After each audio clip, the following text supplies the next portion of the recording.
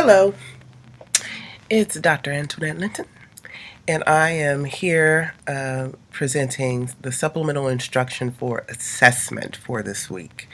We're going to dive into some of the uh, processes that we're going to be examining in class, but I'm going to give you a head start on the major assignment for this week, and that's to deeply think about how to start your assessment and some of the fundamental information that you're going to ground the assessment system work in. So let's get started. The objectives for this supplemental uh, instruction is to begin thinking deeply about assessments and assessment systems. Reflect on your UDL work, your learning theory, and the Hess matrix to design assessments, and then to examine and use key design elements to plan them. So let's look at universal design again. So you're going to have to take out your matrix, and there's a couple of components, so we're adding one more component, and then this will wrap out the course. Universal design for learning. So remember that it includes engagement, representation, and expression. And so we're going to be looking at expression specifically today. And remember, that's the strategic, goal-directed learners, how to learn, and then we're going to differentiate the ways that students can express what they know. So here's revisiting the matrix. So remember that our matrix started off with the 3 UDL principles. We looked at learning theory, and then we're going to be looking at the Hess matrix again. So I gave my example of the principle of expression. This is basically how students demonstrate their understanding of newly learned content. And it should be in multiple methods of assessment. So here's some guiding questions that will drive this work this week. Do we have multiple assessment measures and multi-level criteria by which you can judge student learning and progress towards meeting the identified goals? Have you included assessment measures that do not require students to write or speak as their only means of communicating the information? Are there practical demonstrations of learning in addition to or in place of more traditional things like quizzes and tests? So pull out the learning matrix and interpret the UDL principle of expression through your highlighted learning tenets, right? And so this week, we're actually going to be looking specifically through the assessment column. So we're going to get right down to the nuts and bolts of this thing.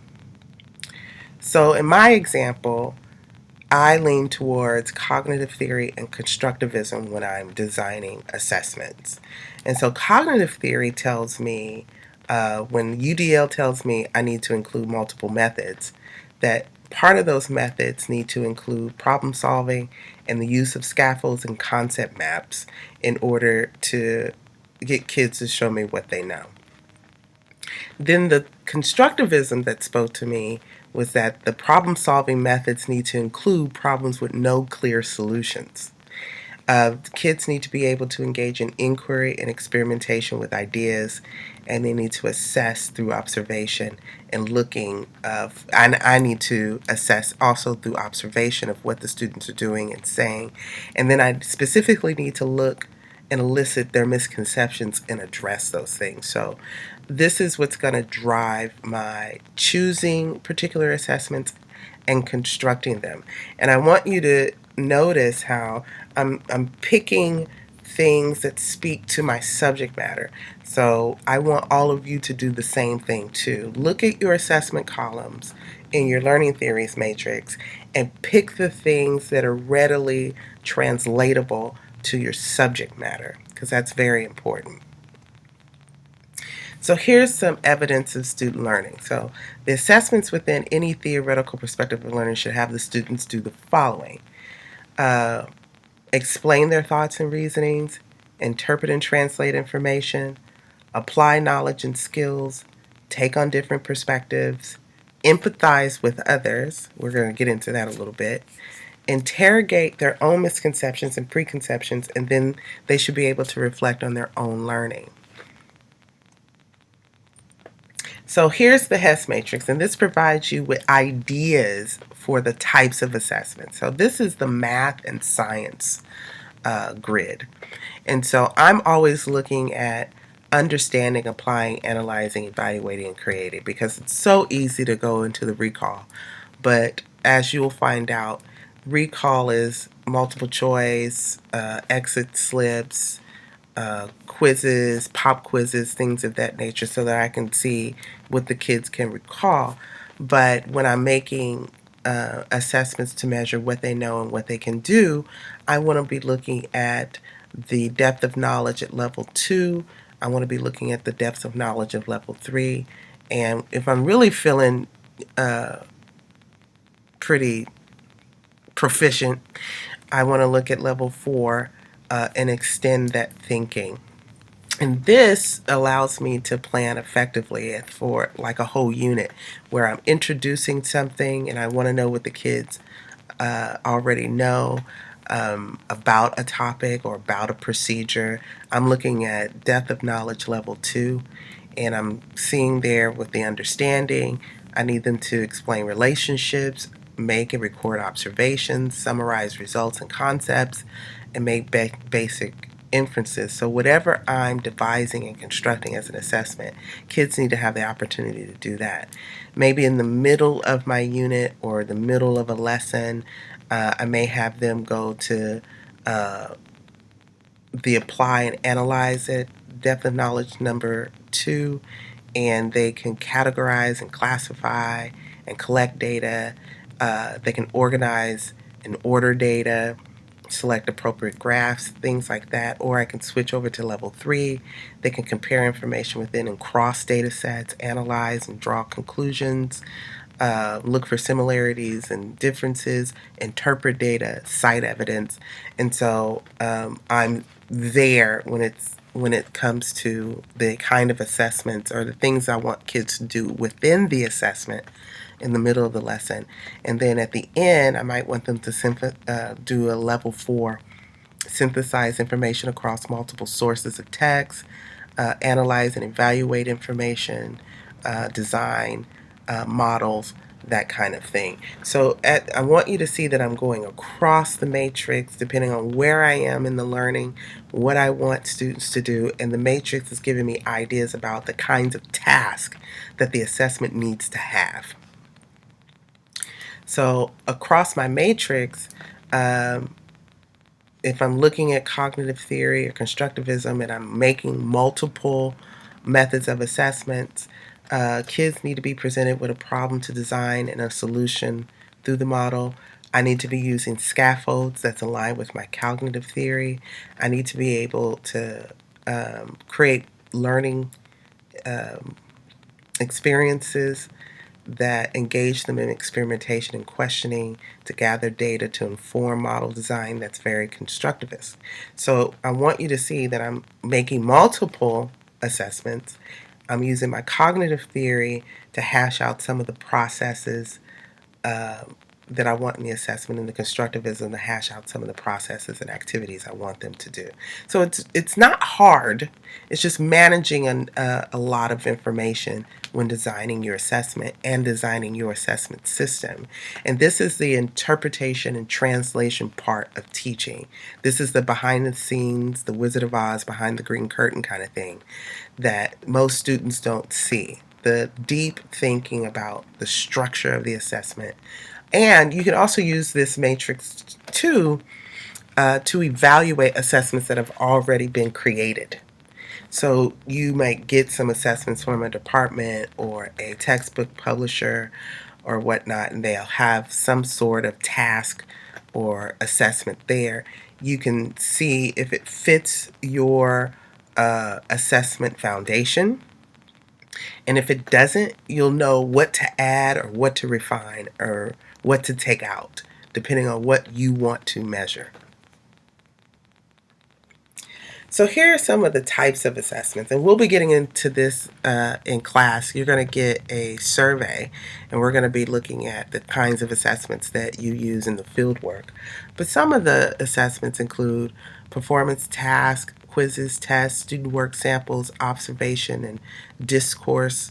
And then there's other things that may be specific to the subject matter that you use in order to gather information about what the students know and what they can do. So for me, I'm using my genetics unit example again because I'm a science teacher. My cognitive theoretical perspective is informing how I present inquiry to the kids. So when I'm introducing investigation, I introduce it as a scaffold, and the kids master the scaffold. They know that they're supposed to write down what they already know about the concept that they're going to be testing. I have them make some questions that are investigatable, and then they turn one of those questions into a hypothesis.